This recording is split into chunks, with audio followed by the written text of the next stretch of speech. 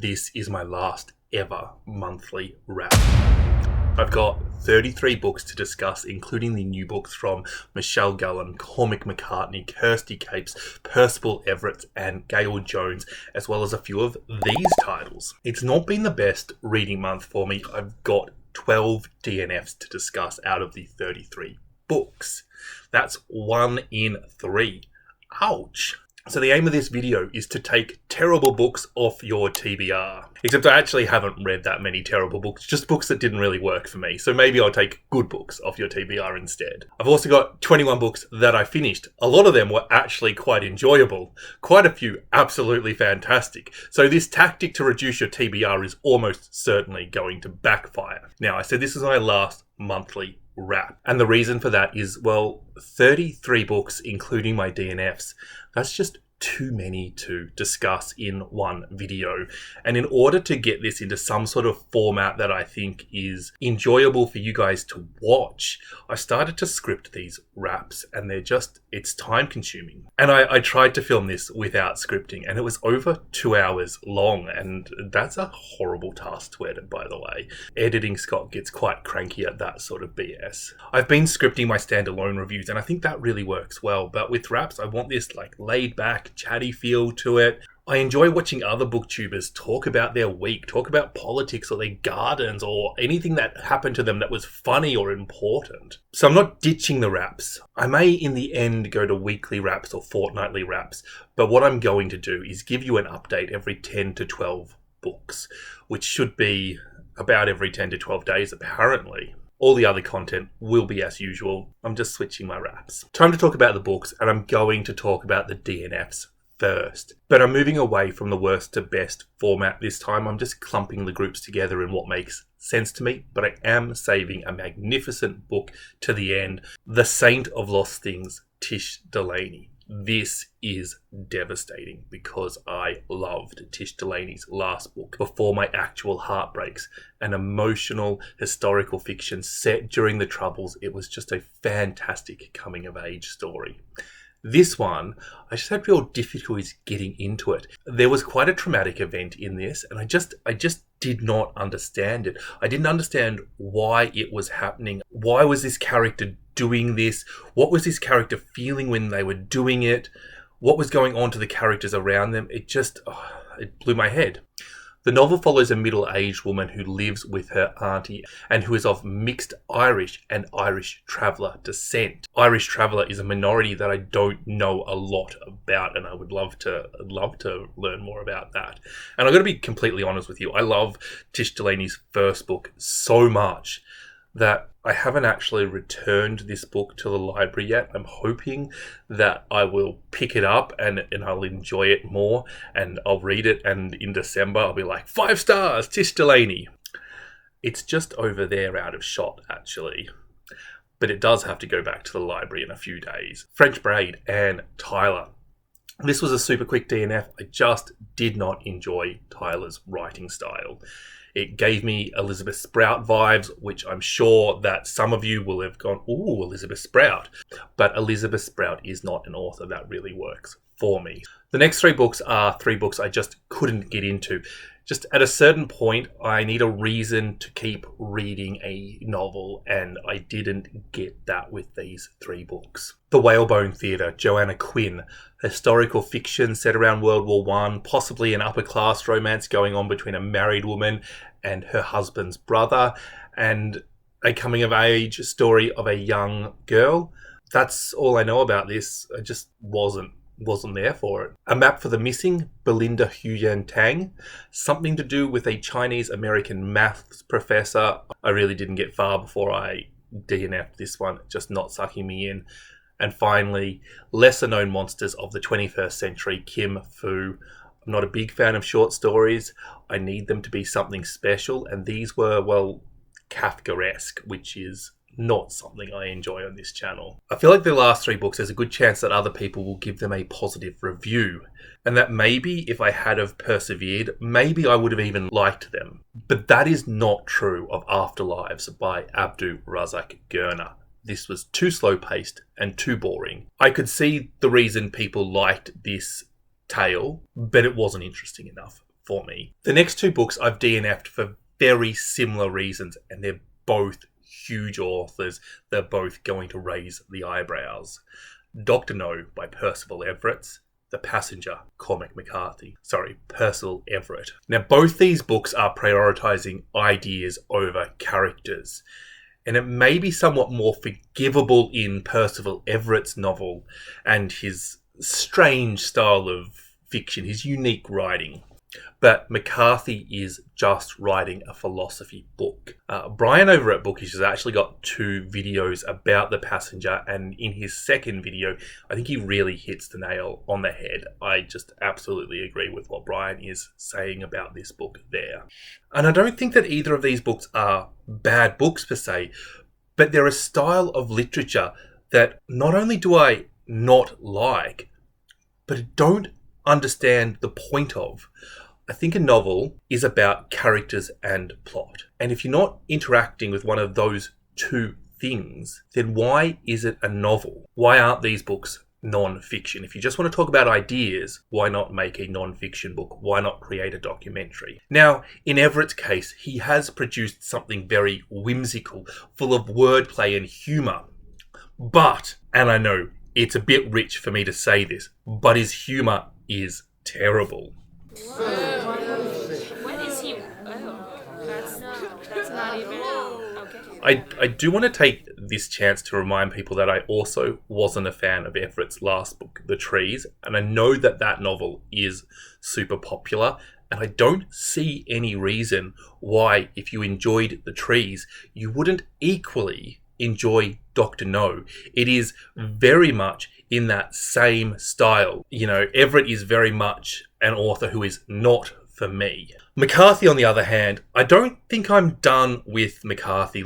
Like, I don't think I'm going to pick up another Percival Everett novel. He's just not an author that works for me. McCarthy, on the other hand, I quite liked The Road. Although it was a lot of books ago, and I don't really remember it at all. I could not tell you the name of the protagonist if I tried. I think I want to read Blood Meridian and see if that's a good book. But I'm honestly not sure about him. So if you've read Cormac McCarthy, let me know if you think his characters are always the weakest bit of his novel. Both these books have quite a lot of physics in them. I have no patience for that. I have a degree in physics. You really need to say something new to excite and interest me. Going over what is relatively basic stuff that I already know doesn't do it. And Everett came closer in that regard, but that is solely because he said it with more humour. Moving on, Mika in Real Life by Jean Emiko and These Women Could Fly by Megan Giddings. Again, 2 books which I disliked for the same reasons. And I guess, much like my critique of The Passenger and Dr. No, they just weren't the book that I wanted to read. Mika in Real Life was a book about a woman, Mika, who many years ago adopted her daughter out. Now a teenager, her daughter has tracked her down. Mika is a bit of a stuff-up who hasn't achieved much with her life and is worried about what her daughter might think. And this is sort of the book I wanted, this awkward coming together of child and mother with this adoption between them. And I think it's very possible that I got that far reading the description of this book and I just said, yes, done. Because said daughter's adopted mother has died a few years back, and she is a bit of a daddy's girl.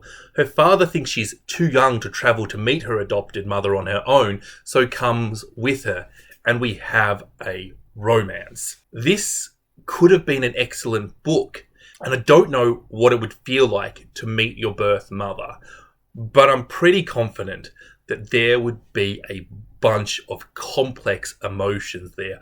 I think abandonment issues, excited about finally meeting this person.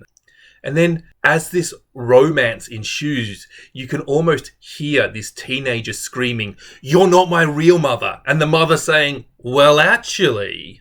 None of this was there. These characters instantly liked each other. And it was just a very, very uncomplex romance.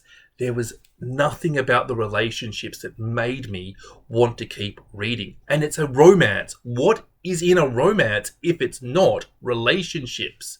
If you cannot write a pivotal mother-daughter adopted relationship with any complexity at all, how can you develop love between two characters? You've put the stuff in, do the work to make it good. These women could fly. I enjoyed this one much more until I realised a few things. I picked this up because on the blurb it says, reminiscent of Margaret Atwood, Shirley Jackson and Octavia Butler. And I am sold. What a fantastic and exciting blend that is. This is a dystopian where witches are real and still hunted. Women have to register and test for being a witch. And there's quite a fundamentalist feel to the society. The witch thing is obviously a very clumsy metaphor for being black and being a woman, and I really loved how transparent that was. The protagonist here, her mother ran away, and she didn't know if her father had murdered her or if she was fleeing for being a witch, but it had to be one of those two things. And I think that that's a nice piece of world building. You know, it really reflects the society that she was writing about. Actually, I think the world building of this novel is really quite good. I really enjoyed it. However, once that bit was over and the story was in full swing, there was, again, these emotionally complex relationships that should have existed. They just weren't there. They were oversimplified. It just felt like the author had no idea what they were writing about. Everybody's emotions could be split into either angry or happy. And it made me realize that what I thought was an intentionally clumsy metaphor was actually just a clumsy metaphor. And that while I can see where the marketing team is coming from, when this is compared to Margaret Atwood, Shirley Jackson and Octavia Butler, it is considerably short in quality of all three authors. Jollof Rice and Other Revolutions, a novel in interlocking short stories. Interlocking short stories is technically correct, but it wasn't really what I was expecting when I started this. They just didn't interlock enough for me. We start off with one story, and then the granddaughter of one of the characters turns up in another tale, and then that character's friend's mother is part of the next tale. I can even see how the author might have drawn inspiration from previous short stories before she went on to write the next one.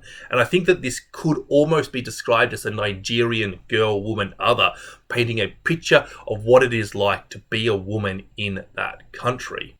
But each short story had way too many characters, I thought, and it just really lacked focus. I've said before that I'm not a big fan of short stories. My least favourite part of reading any book is the beginning. I just need to figure out the structure of the novel before I can enjoy it. And often with interlocking short stories, that structure is repeated or it's already in place, so I can actually really enjoy interlocking short stories. But this book, I just spent a lot of time figuring out what was going on before I could appreciate what the author was doing. But if you're a short story fan, you might actually love this book. Memphis, Tara M. Stringfellow. Why didn't I love this book? This is exactly the sort of miserable, horrible book that I love, but I didn't. This is an intergenerational family saga that takes place over a number of years and jumps around in time and characters quite a bit. I found the characters quite hard to distinguish, especially the men. So I guess it was fortunate that this was a woman-centered novel, but the men all treated their women very differently. And I found it really hard to tell which one was talking unless they were doing the actions which identified them. The book starts with 3 incredibly traumatic events, and I'm not sure where the author wanted to go after them. I kind of felt numb after that, and I didn't know what could happen. Ultimately, this is the sort of miserable, Hardy-esque sort of novel that I adore. I should be telling you how much I loved it because it really is a Scott book, and I'm still not really sure why I didn't, but I just didn't. That is all the DNFs. Now let's move on to the 21 books that I actually finished. And I'm going to start with 5 books that were all 2-star reads. They all had something that was good about them, but as a whole, I just don't recommend them. The Birdcatcher, Gail Jones. If you had shown me any scene in this novel, any scene, I would have said, yes, this is going to be a good book. And it starts with this really captivating premise. A woman is visiting her friend, a man who she has some feelings for, but they're complex and she doesn't know what they are. And his wife, a woman who keeps trying to kill him. Then she gets locked up in the asylum, she gets let out, she tries to kill him again, and it happens all over again. I love that as a starting place. I mean, I imagine people are like, I'm going to give this one a try, screw what you say, Scott, and good on you. But the individual scenes, they don't add together. They don't build upon each other. And as interesting as this premise is, it doesn't go anywhere. It almost feels like a spoiler, but it happens in the opening chapter. This book really started out to be on track for a 5-star read, but it just fell away. The characters don't develop, the plot doesn't go anywhere, and I don't think that Jones knows what she wanted to do with this book. Unfinished. Priyanka Chopra Jonas. Priyanka Chopra is a former Miss World winner and a Bollywood actress who's made it big in America. I didn't know who Priyanka Chopra Jonas was before I read this book. I have enjoyed a couple of memoirs from actresses recently, and I thought, well, why not try this one? And I get the feeling that I would really like Priyanka if I met her in real life at a dinner party or a function or something. She's clearly very hardworking, and even through her writing, she came across as just effortlessly likable. It's just that her story, it's not really that interesting. She touches on some sexism in Bollywood, and I would love for her to have gone deeper on that topic. She briefly talks about the pressure to get plastic surgery and how she was told to get a different nose and how she rejected it, knowing that she needed to look different to everybody else to stand out. But that is literally all she says on the issue. And I feel like I'm left with the story of a woman who got lucky and then worked hard and made it. She doesn't really talk about the adversity she has had to overcome enough, and she leaves you with this weird feeling like if only your younger brother had have entered you into a Miss World contest because he wanted to take your bedroom and you found yourself somehow winning it, you too could work incredibly hard and become a successful actor. It's completely unattainable, and while it does sound like it should be inspirational, it's just not. She seems incredibly charismatic and likable, but as a writer of memoir, she's not. Delwed's Destiny, Tommy Obaro. 3 friends who were best friends in college return to Lagos for the wedding of one of their friends' daughters, Destiny. I wasn't sure if this was a story about 3 friends or the daughters getting I wasn't sure if this was a story about 3 friends who met in college or about the daughter who was getting married. And I'm not sure the author was either. But I'm not sure that was really the biggest issue. I think the biggest issue here was the characters were not distinct enough. They weren't strong enough. They didn't pop off the page. It was nice to see almost culture shock of Nigerians moving back to Nigeria. The Tiger's Wife, Tia Orbrit. A woman retraces the steps of her grandfather. And we sort of switch perspectives between the two. The grandfather's story is a post-war narrative, and it has a little bit of the magical to it. It includes a tiger that has escaped from a local zoo, and several locals, including a deaf mute girl. It includes a man who cannot die. And the story really touches on issues such as life and death, the role of women in societies, and small town prejudices, more administered towards individual people than a group, but possibly coming from a deeper prejudice. Much like The Birdcatcher, there were bits of this that were just amazing writing, but it just didn't all work together.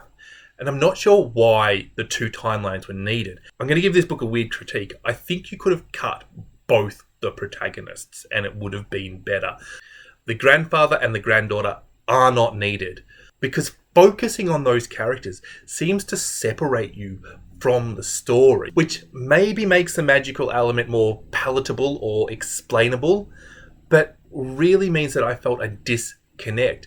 It felt like I was waiting for the story to recommence whenever I was in their narratives, whenever they weren't talking about the townspeople. Everett is clearly an immensely talented writer, and this book must have its fans. It did win the Woman's Prize, but it's definitely an experience where I've left a much bigger fan of the author than I have of the novel, which I think is very much the same with the next novel I'm going to discuss. Rest and Be Thankful, Emma Glass. This is the story of a dying infant told from the point of view of the nurse who is looking after him. Glass can write an amazing sentence. Beautiful writing, some of the best I've ever read, and easily the best thing about this novel. And maybe this is just a case of an author being so much stronger in one aspect of writing a novel that the other aspects get a little bit ignored. I don't really remember much. The characters felt like a vessel for the author to throw pretty prose at, and I kind of liked having the sentences wash over me. But I was left with a very unfulfilled feeling. I feel like Emma Glass should just be writing beautiful books of poetry, leave the prose behind, and focus on that. She is clearly immensely talented, but this book just didn't work. It just fails with things like characters, plot, setting. The next two books I felt delivered on what they promised, but that was really about it. They didn't really do more. American Fever. This is the story of a young Pakistani girl who goes on exchange to an American high school and the culture shock she undergoes. While it is a new release, it is based in 2011 and it has an auto-fiction feel to it. So Hira, our protagonist, is a victim of some racism and flat-out ignorance around both Pakistan and Osama bin Laden, who was on the run at the time of this. But for me, that was all very secondary to the point, to the culture shock, and going through this at such a fundamental stage in one's development where their sense of self is really coming into being. The cultural inconsistencies between Pakistan and America lead to some problems for our protagonist, which ultimately forms the basis for a plot, and I'm not going to go into it because spoilers, but it sort of leaves you with a bit of an, is that all feeling? I just thought it was building to something more than it built to. First Steps, How Upright Walking Made Us Human, Jeremy DeSilva. One topic that I am endlessly fascinated with is human evolution. I like to keep up to date with developments. I just find it so interesting. And I saw this book on Veronica's channel, Tutankhamen Reads. If you don't watch Veronica, you are missing out. She reads some really different titles. I'm always finding new and interesting things on her channel. This is a book discussing how we became bipedal and what it meant for us as a species. And as I've already said, this is something that I know a little bit about already just because I'm interested in the topic. And an example of this is going into it, I knew that chimps and gorillas, who both knuckle walk, have completely different bone structures in their wrists. And that suggests that they both independently developed knuckle walking instead of coming from a common ancestor, which means that humans probably didn't knuckle walk at any time in our lineage. We didn't transition from knuckle walking to being bipedal. Now, this was one of the newer findings, and it was one of the last things this book touched on. While I think that this is a magnificent book, it just didn't really teach me a lot that I didn't already know. I guess this is one of the issues with picking up non-fiction on these topics that you're hyper interested in, is that by the time the author has a chance to write everything and to go through the publishing process and to get it out there and to have somebody review it so that I have heard of it, already the most recent stuff they're talking about is so much older than the stuff that you can read just following a couple of good YouTubers and science websites. If this is a topic you want to learn more about, if you found the knuckle walking thing interesting and you didn't know about it already, then I'd suggest that this is an excellent book for you. I want to discuss 3 Australian novels by women, discussing what I want to say is the grey area around consent, but I mean this from the victim's point of view. There is no grey area around consent if you are the one that could be accused of rape. But the other way around, there is this whole, what am I getting out of this interaction? Did I agree to this? Am I into this or not? Do I feel safe doing this aspect? I'm going to start with New Animal by Ella Baxter. Now, firstly, I want to say that the two covers for this book, they're very well picked to sum up what this book is about. I think that's excellent marketing. Amelia meets quite a lot of men. She meets them, fucks them, and moves on. She also works as a beautician at her family's mortuary. She puts makeup on dead people for a living. And then something happens and she's processing a lot of grief.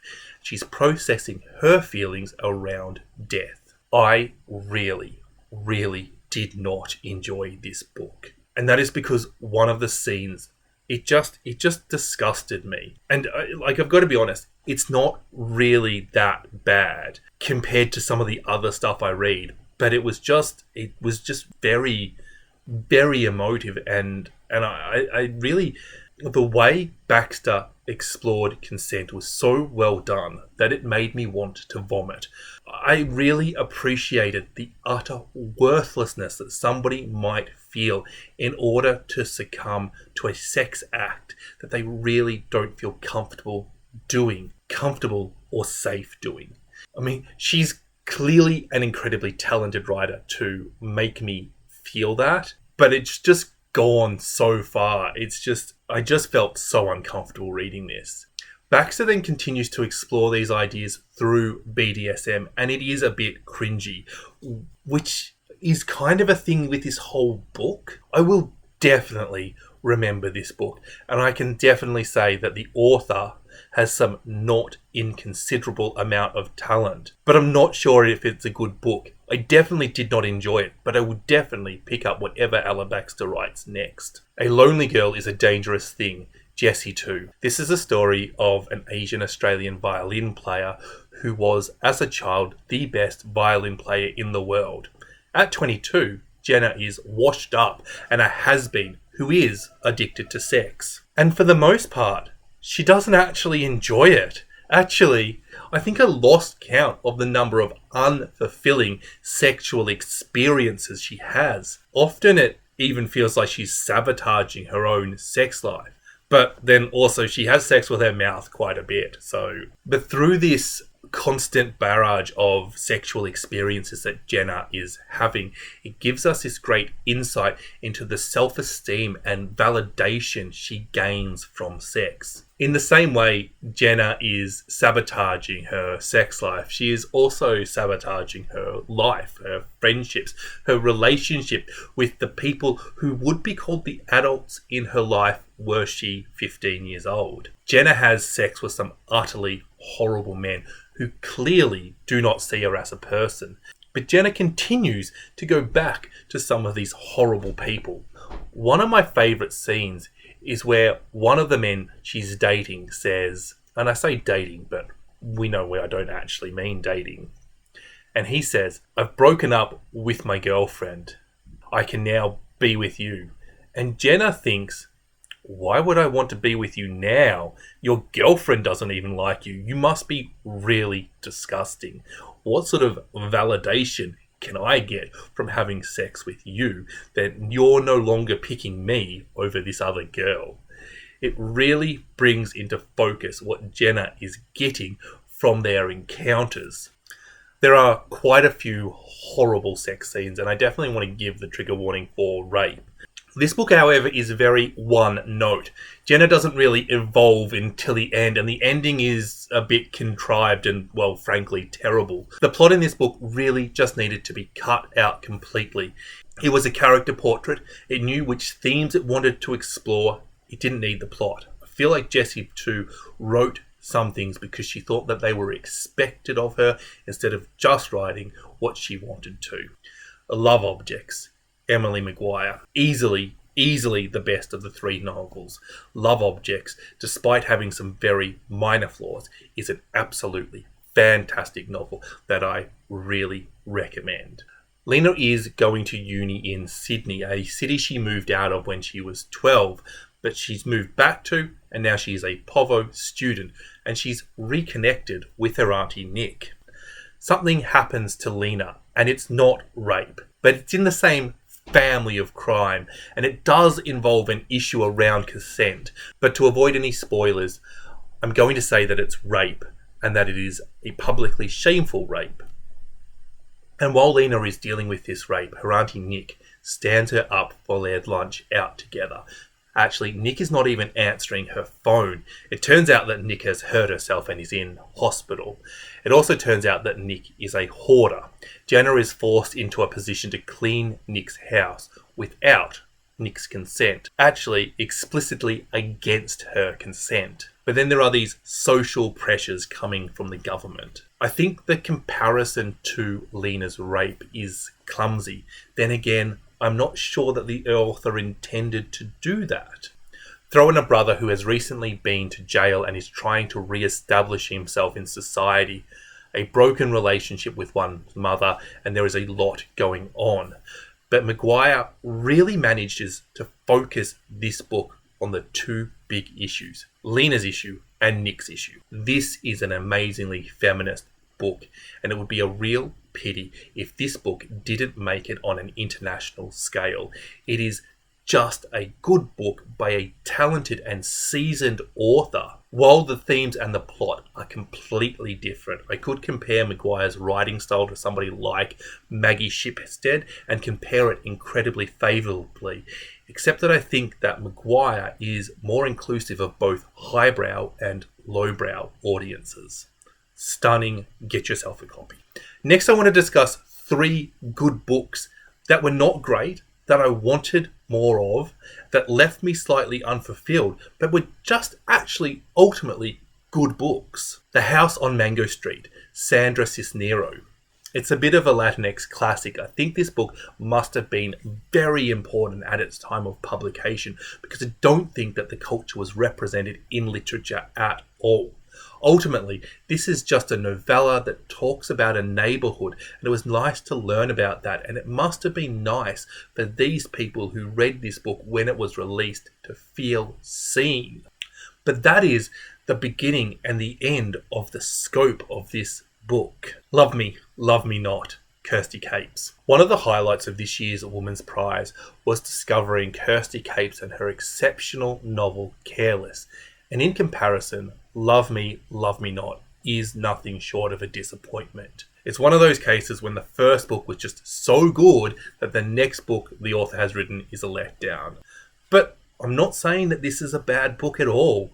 Lucy has just found out that she's adopted. She's 26, her older brother who has a drinking problem has just told her. She lives with a couple who have just broken up.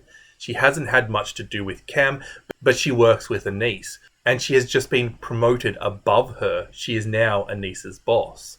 Anissa is sleeping with Josh, the personal trainer, but she is trying to get back together with Cam, and Cam is not having it. Ash, a non-binary vegetarian musician, moves in, and Ash is that stuff-up friend who is just so damn likeable in this book. They're one of the best things about this novel. Cam's little sister comes to stay for a bit to check out the universities before applying. Lucy starts dating Tom, or as Cam and Ash call him, Tom the Tory. Lucy isn't sure what she thinks about Tom and his very posh habits, and how they compare to her much more humble upbringing. Now, if you're a fan of literary fiction, you're going to call this a romance. And if you're a fan of romance, you're going to call this a literary fiction. And I don't think that that's a bad thing. Personally, I would love to read whatever that genre is much more. But what I would criticise this book for is its pacing. It comes in at about 400 pages. And you realise at about the 350 page mark that there is just too much to do, which is frustrating because the first 350 pages could have been covered in about 150 pages. And the last 50 pages probably needs an additional 100 pages. It feels like it ends with things unresolved, but actually it kind of doesn't. If this was the first Capes novel I read, I would say Good writer, she could become something great. I eagerly await her second novel. But I feel like I've read these in the wrong order. I would not be surprised to find out that Careless was actually written second. And I just can't help but to say this is a disappointment. Trigger warnings in this one for misgendering. Someday maybe. I'm going to read the blurb out because it's a damn good blurb. Here are 3 things you should know about my husband. 1. He was the great love of my life, despite his penchant for going incommunicado. 2. He was, as far as I and everybody else could tell, perfectly happy, which is significant because 3. On New Year's Eve, he committed suicide. And there's one thing you should know about me. 1. I found him. Bonus fact. No, I'm not okay. This was one of these books I thought, wow, this is an easy 5-star. But it just wasn't. The protagonist is part of a tight-knit Nigerian family. Her husband is or was white, which I think adds to the themes of this book perfectly. But at one point, the protagonist says, people keep looking at me and thinking she is still upset. Yes, I'm upset. And I kind of was thinking, I know you're upset. And I get that this is very consistent for this character and it's correct character building, but it's just too slow paced to read. I think at some point you just need to list all the tedious things that your character does and condense them over a few plots to avoid your reader thinking the same thing that your characters are. I also wasn't a fan of casting the mother-in-law as the villain of the piece. I'm really not sure this book needed a villain. I felt that it confused things. And I just thought that this could have been done in a more realistic way. I felt that the mother-in-law just wasn't a complete character, which is a shame because the other characters were very complete. And I thought that ultimately this was actually a very powerful character portrait of a woman dealing with grief. And I'm still very happy that I read this book. Next, I want to discuss 3 books I really enjoyed, but I've already reviewed, and I'll leave links in the description. I am going to just motor through these quickly. Puff Piece by John Safran. Sarcastic Jewish journalist John Safran explores Australia's decision to ban the iQuos, a new machine by Philip Morris designed to help you consume nicotine through heat-assisted decay rather than fire-assisted decay, and the health benefits and risks attached to that and everything that leads on from that. I loved it. 5 stars. Horse by Geraldine Brooks, a novel about a horse in 3 timelines. One timeline where a scientist working for the Smithsonian is reconstructing the skeleton of a horse in modern times. A second timeline in the 1970s where a woman wants to purchase a picture of said horse, and one in the 1850s where a black slave is training the horse to win a bunch of races. All the timelines have something to do with race and the changing face of racism, with a sort of this is how racism is different but still identical feel to it. Brooks creates class and gender disparities too, which we can see in comparison to the racism. I think this book will be discussed in award seasons next year. It definitely feels like one of those very well constructed novels that judges will go giddy for. But for me, it was just a solid good book without being anything amazing. When I Hit You, or A Portrait of the Writer as a Young Wife, Meena Kandasamy. This book is nothing short of fantastic. I think the title sells the book and Kandasamy delivers what she promises. This is easily the best book I will discuss today, but you can go and watch my review on it for more details. I actually don't think people will want me to review this in the review if they don't want to hear about it. I've got 4 books to go and I will recommend all 4, but the next 3 are only 4-star books. I think in all cases the book works, the book is well done, but it's just not a 5-star book. Sunbathing, Isobel, Beech. A woman's father commits suicide and she is grieving. After a week, she books a flight to Italy and stays with some friends.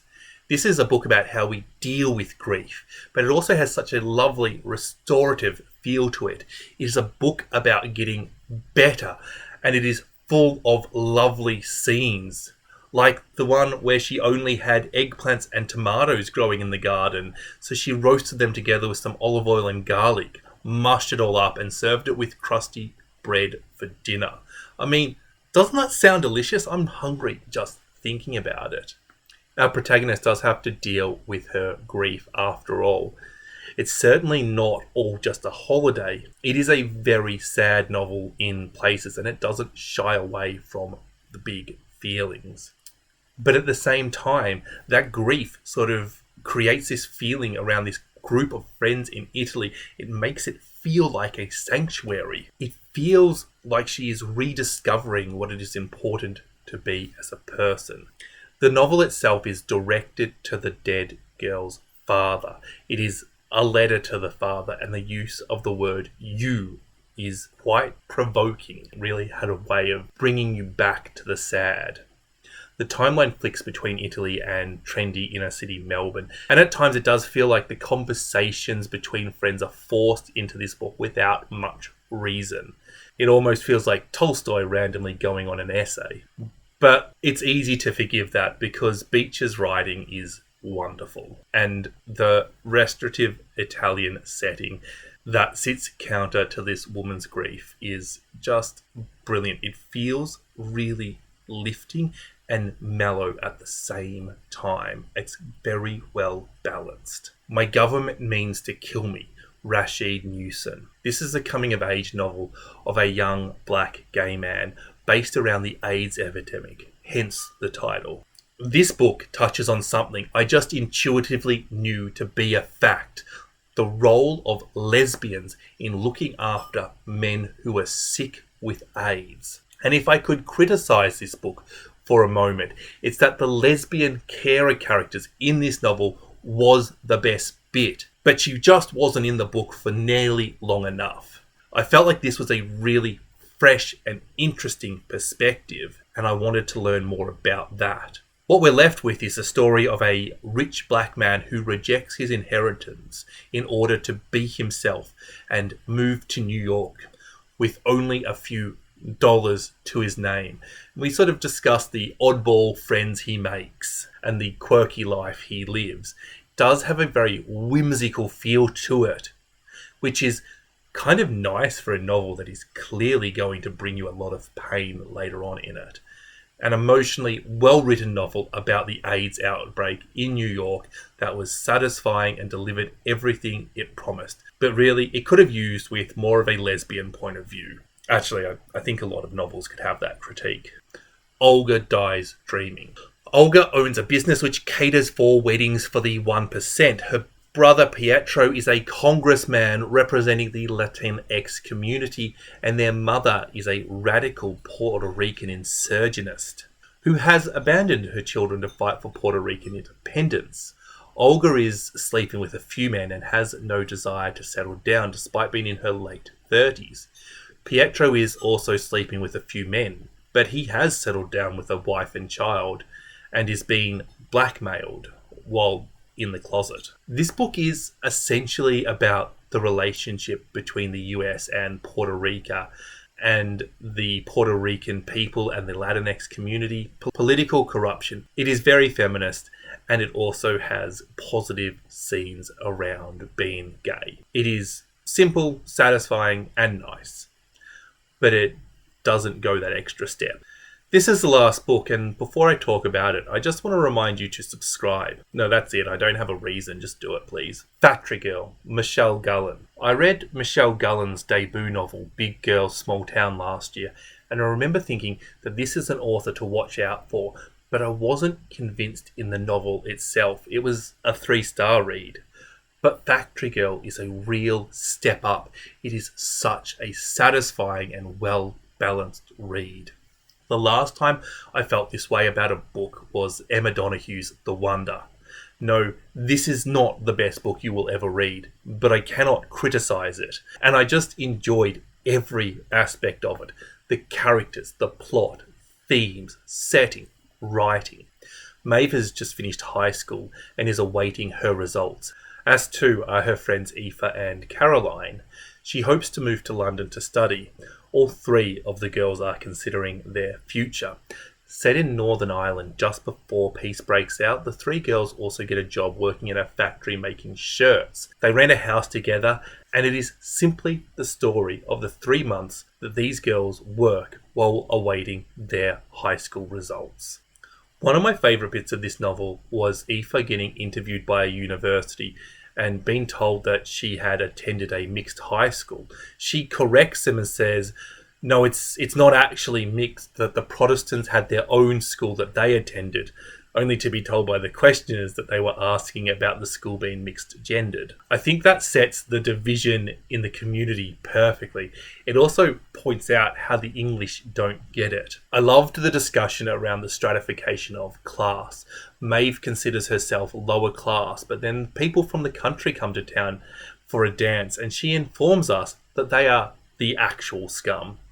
While Aoife was considered by Maeve to be quite upper class, but when Aoife meets a boy who she considers upper class, Maeve observes that everybody feels the same way and it goes all the way up to the Queen. And this discussion is happening while these women are all working for a lecherous man, a man who drives the women who work for him home in his expensive car and maybe expects a blowjob from them, something Maeve is experienced at as a way of keeping her virginity intact. Then there is the stigma of leaving home, of leaving Northern Ireland. And this is repeated on a smaller level as the girls move out of their family home and into this flat together early on. I also love how Gallen was able to communicate the danger of the setting. The Irish soldiers pointing a gun at them just to say hi, while the English ones would prefer to wait for a moving target. And how this was sandwiched in there with the girls going out on the town and getting drunk and being at that age where you're just doing everything and discovering everything. This life goes on in a war zone sort of thing was brilliant. I just loved everything about this book. This is a fantastic one. It is a great book and it is a clear 5-star novel. That is all I have time for today. But if you're not yet bored and you want to watch more of me, then click on this video just here or go into the show notes and look at the 3 book reviews I have already done. Bye bye.